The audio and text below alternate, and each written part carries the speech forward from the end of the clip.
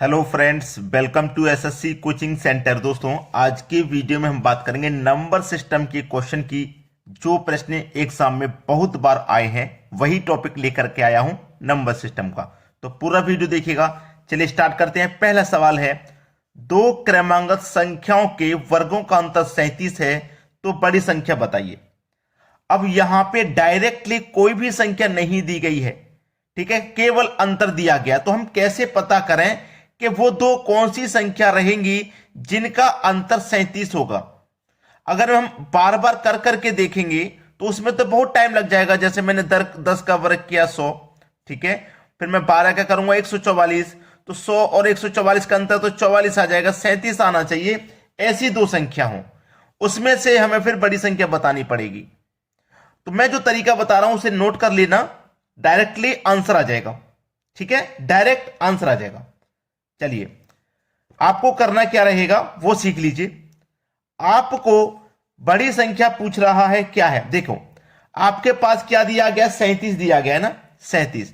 तो आप इस 37 को लिखिए। बड़ी संख्या पूछ रहा है, बड़ी संख्या के लिए इसमें से कर दो एक माइनस और 2 से कर दो डिवाइड। अब से सॉरी यहां पे बड़ी संख्या पूछेगा तो प्लस करते हैं, ठीक है, और जब छोटी पूछता है तब माइनस करते हैं। मुझसे यहां गलती हो गया।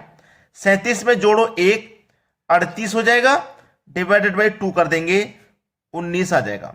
यानी कि बड़ी संख्या आपकी 19 है।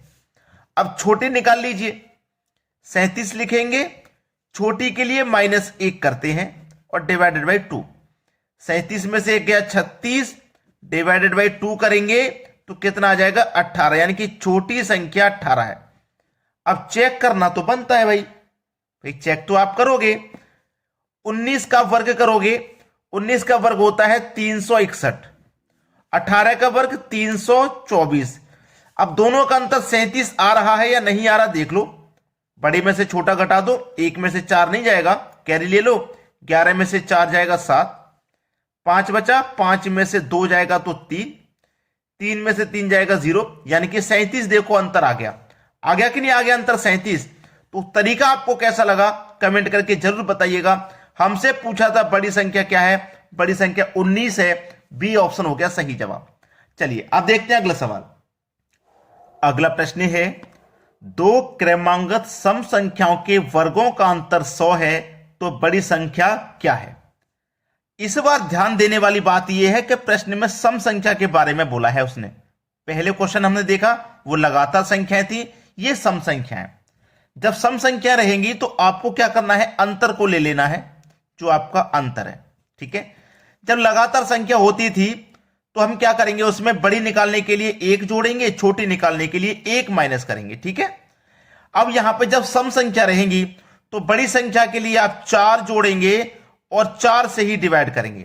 जबकि लगातार संख्या में क्या था, 1 जोड़ के 2 से डिवाइड करते थे, लेकिन यहां सम संख्या में 4 जोड़ेंगे और 4 से ही डिवाइड। चलो ये आ जाएगा 104, डिवाइड कर दो 4 से, 4 दूने का 8, 2 बचेगा 20, 4 6 24। यानी कि बड़ी संख्या आपकी 26 हो गई, बड़ी संख्या 26। अब इसी में अगर छोटी निकालने को कह देता तो 100 लिखेंगे। जब 4 जोड़ते हैं बड़ी के लिए तो छोटी के लिए 4 ही माइनस करेंगे और डिवाइड में 4 रखेंगे।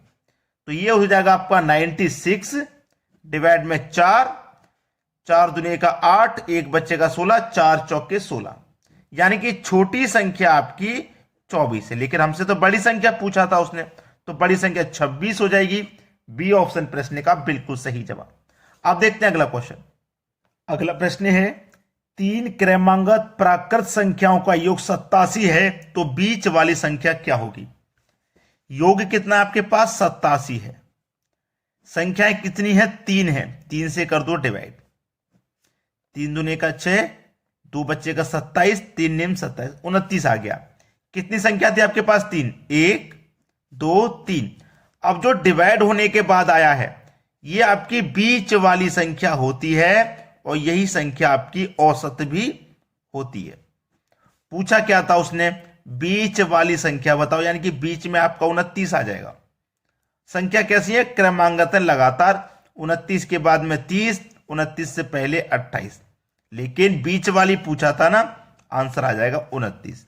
बी ऑप्शन प्रश्न का बिल्कुल सही जवाब। चलिए अब देखते हैं अगला सवाल। अगला सवाल है 5 क्रमांगत विषम संख्याओं का योग 55 है तो सबसे बड़ी संख्या क्या होगी। यह सवाल अच्छा है।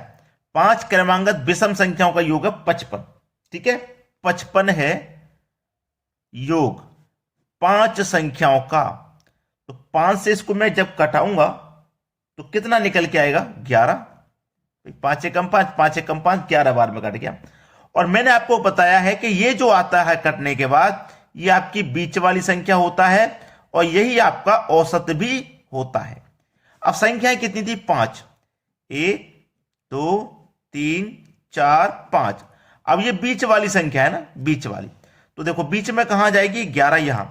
अब संख्या विषम है तो 11 के बाद में विषम 13, 13 के बाद में 15, 11 से पहले विषम 9 और 9 से पहले विषम संख्या 7 आ जाएगी।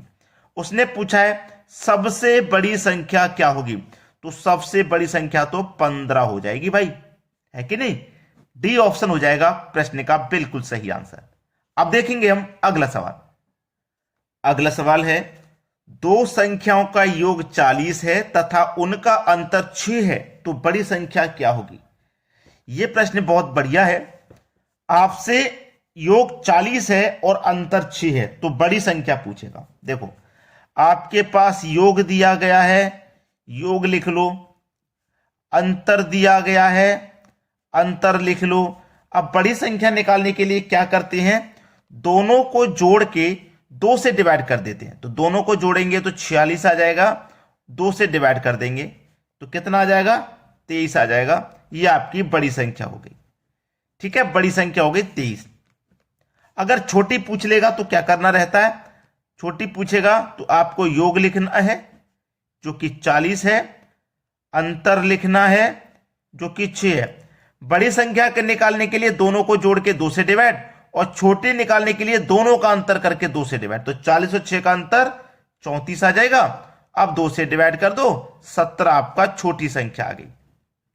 तो आपको पूरी बात सही से क्लियर हो गई है। बड़ी संख्या निकालेंगे दोनों को जोड़ के 2 से डिवाइड, छोटे निकालेंगे दोनों का अंतर करके 2 से डिवाइड, ठीक है। चलिए अब देखते हैं अगला सवाल। अगला सवाल है 2 संख्याओं का योग 36 है तथा उनका अंतर 12 है तो छोटी संख्या क्या होगी। चलिए मैंने आपको बता दिया है करने का तरीका। योग लिखिए, योग आपके पास 36 है, अंतर लिखिए, अंतर आपके पास 12 है। अब देखो छोटी संख्या पूछ रहा है ना, तो छोटी संख्या के लिए दोनों का अंतर करके 2 से डिवाइड। तो 36 12 का अंतर कितना आ जाएगा, 24। और इसे क्या करेंगे हम, 2 से डिवाइड, 2 से डिवाइड करेंगे 24 में तो 12 बार में जाएगा, यानी कि छोटी संख्या आपकी 12 हो जाएगी। बी ऑप्शन हो जाएगा सही जवाब। अब देखेंगे अगला क्वेश्चन। अगला सवाल है 2 संख्याओं का योगफल तथा गुणनफल 11 और 18 है तो इन संख्याओं के व्युत्क्रम का योग क्या होगा। बहुत बढ़िया सवाल है। ऐसा प्रश्न कभी भी आ जाए, ध्यान रखना, 2 संख्याओं का योगफल तथा गुणनफल, यानी कि योगफल और गुणनफल, तो इसका मतलब पहली वाली संख्या योगफल है और गुणनफल आपकी बाद वाली संख्या है। यही तो हो गया ना, यही हो गया। यानी कि योगफल आपका 11 है और गुणनफल आपका 18 है। तो इन संख्याओं के व्युत्क्रम का योग क्या होगा। व्युत्क्रम का कुछ नहीं करना, ऐसा सवाल कभी भी आ जाए ना तो आप इसको ऐसे लिख दो, पहली वाली संख्या पहले लिख दी, बाद वाली बटे में लिख दी। यही आंसर है 11 के बटे में 18। यही आंसर है 11 के बटे में 18। डी ऑप्शन बिल्कुल सही जवाब हो जाएगा। कुछ नहीं करना है इसमें आपको, ठीक है। चलिए अब देखते हैं अगला सवाल। अगला सवाल है यदि 2 संख्याओं का अंतर तथा गुणनफल 5 और 36 है तो उनके व्युत्क्रम का अंतर क्या होगा। अब देखो अंतर कितना 5 और गुणनफल कितना 36, तो पहले वाली संख्या लिख लो पहले और बाद वाली क्या करोगे, नीचे लिख लोगे, जो मैंने अभी पिछले क्वेश्चन में बताया। बस यही आंसर है, कुछ नहीं करना है। पहला ऑप्शन सही जवाब, जबकि पहले क्वेश्चन में योग और गुणनफल था, यहां अंतर और गुणनफल है।